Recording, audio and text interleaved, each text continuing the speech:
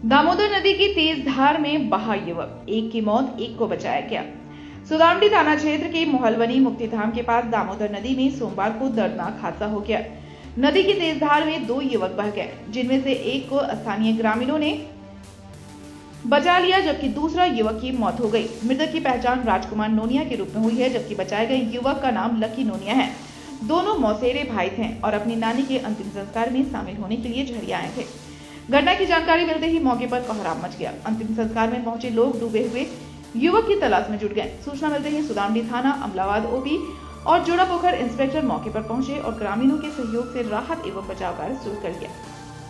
करीब 2 घंटे की तलाश के बाद राजकुमार नोनिया का शव बरामद किया गया। उसे तत्काल चासनाला सामुदायिक केंद्र ले जाया गया, जहां डॉक्टरों ने मृत घोषित कर दिया। परिजनों ने पोस्टमार्टम से इनकार किया, जिसके बाद पुलिस ने कागजी कार्रवाई पूरी कर शव सौंप दिया। परिवार में मातम का माहौल है।